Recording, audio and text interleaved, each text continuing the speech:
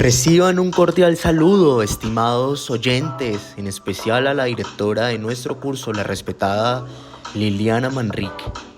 Le damos la bienvenida a este podcast colaborativo en el que abordaremos un tema fundamental para entender la modernización del Estado, la nueva gestión pública y su relación con la contratación estatal, analizando además el caso de Villa Esperanza y el papel de la ciudadanía y los órganos de control.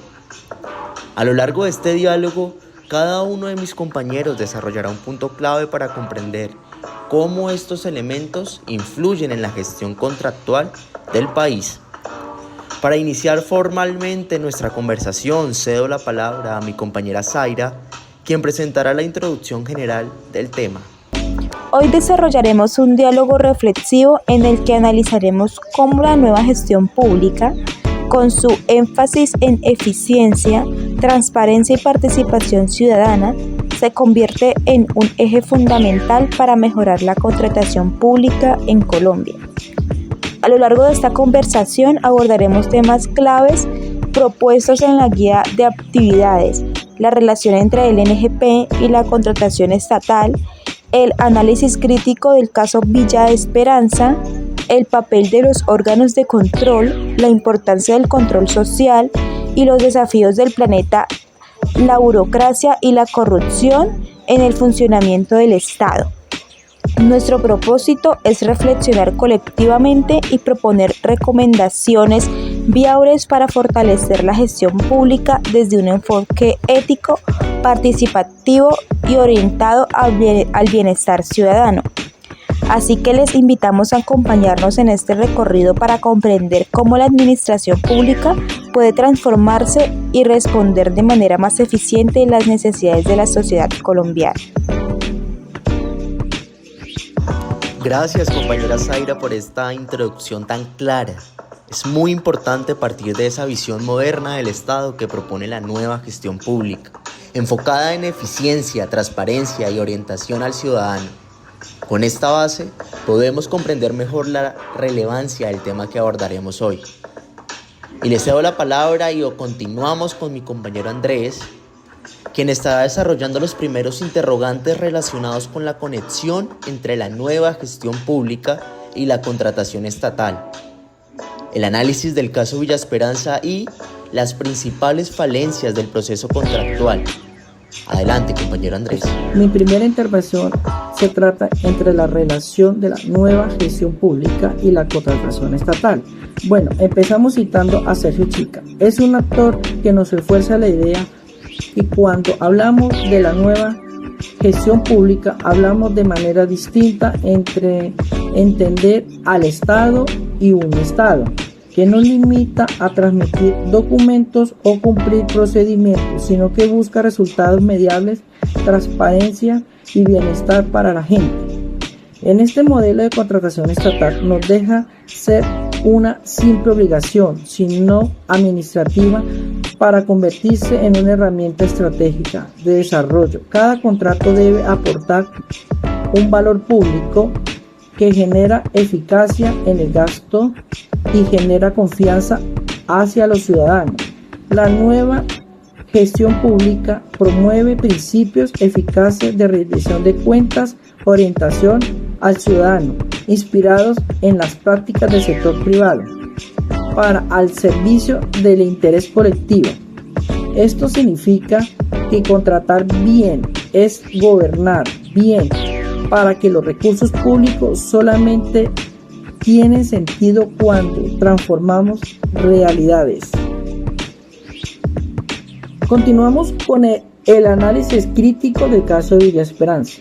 Sin embargo, cuando analizamos el caso de Villa Esperanza, nos damos cuenta que esa idea no se materializó. La administración municipal contrató a Tecnored S.A. para instalar puntos de conectividad en 25 escuelas rurales. El proyecto sonaba esperanzador. Se esperaba cerrar la brecha digital y garantizar el acceso a contenidos educativos y mejorar la calidad en la enseñanza. Pero 5 meses después, los resultados fueron decepcionantes, ya que 8 instituciones se quedaron sin servicio, interferencia en las conexiones y equipos de segunda mano. Esto evidencia que la planeación fue deficiente y que el objetivo de contractual no se ejecutó en las verdaderas condiciones del territorio. Y además la empresa tenía antecedentes de incumplimiento, vínculos políticos que vulneran el principio de selección objetiva de la Ley 80 de 1993. Se contradice con los valores éticos de la NGP y la Interveloría. Aunque se reportó los retrasos, no se adoptaron medidas de fondo. Se refleja la falla del contrato y una débil articulación institucional. Falencias, evidencias en el proceso contractual. Analizando un poco la situación, nos podemos concluir que las principales falencias del proceso fueron: primero, la falla de planeación técnica y social, ya que este contrato no partió de un buen diagnóstico real necesidades, de lo que se generó una desconexión entre la propuesta y la realidad del territorio. Segundo, deficiencias en la supervisión e intervención, porque no hubo un seguimiento riguroso aplicando oportunamente los correctivos. Esto se contradice en el principio de eficiencia y la responsabilidad administrativa. Tercero, la esencia participó ciudadano, supuesto que esas comunidades reaccionaron solamente cuando el problema ya era evidente. Según la guía para el control social de la contratación pública, los ciudadanos deben participar desde el inicio, haciendo veeduría y seguimiento previo, no solamente cuando hay crisis. Estas falencias demuestran el modelo tradicional de la gestión. Aún pesa más el enfoque innovador y la participación de la NGP. Muchas gracias, compañero Andrés. Dicho análisis permite comprender el planteamiento de Chica, y es que la nueva gestión pública exige resultados verificables y decisiones basadas en responsabilidad institucional. Me parece fundamental que lo menciones. Adicional, las fallas en la planeación y la débil interventoría, porque evidencia que la contratación pública no puede limitarse a procedimientos formales, sino que debe generar valor real para las comunidades. Ahora damos paso nuevamente a mi compañera Zaira, quien desarrollará las siguientes preguntas relacionadas con los órganos de control, la participación ciudadana y el impacto de la burocracia, pero sobre todo la corrupción en la gestión pública. Un punto clave es el papel de la ciudadanía y los órganos de control. Cuando hablamos de una gestión pública transparente y moderna, la ciudadanía no puede permanecer como simple espectadora.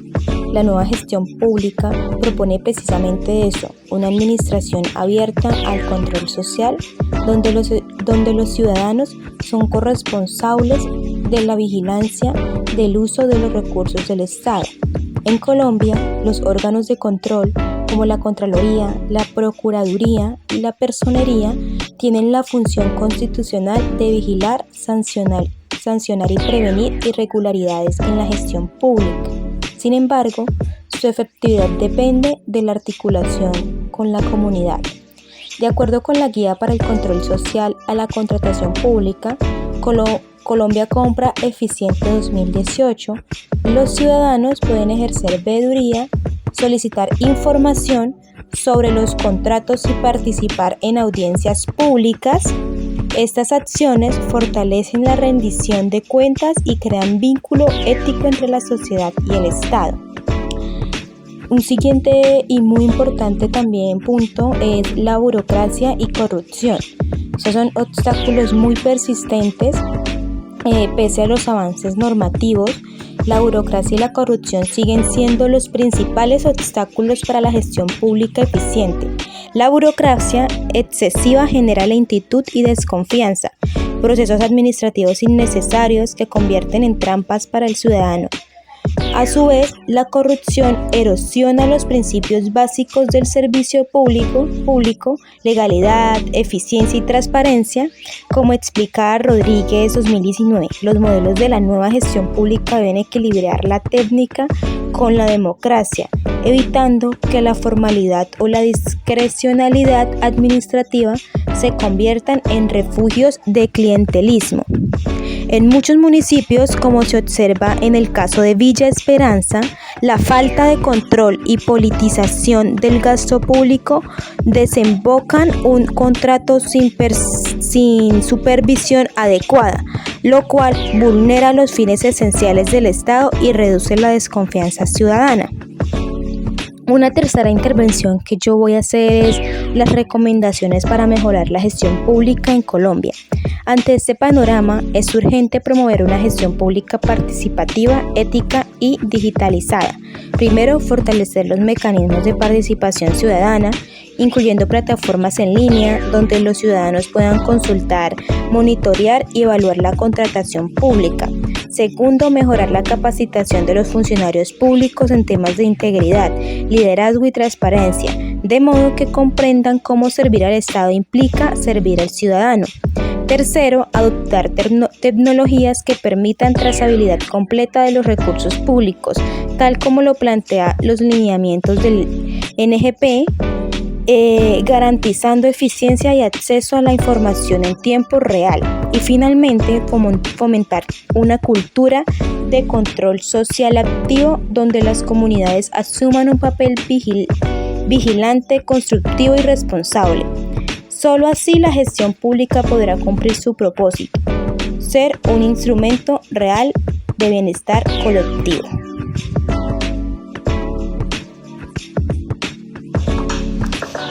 Compañera Zaira, gracias por tu intervención.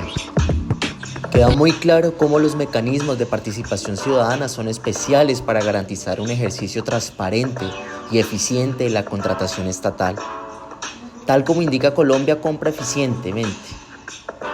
El control social debe ser preventivo y permitir que la comunidad esté involucrada desde las primeras etapas para reducir los riesgos de corrupción o fallas administrativas. Ahora escucharemos las conclusiones generales formuladas por el compañero Andrés, quien cerrará nuestra reflexión grupal. Conclusiones.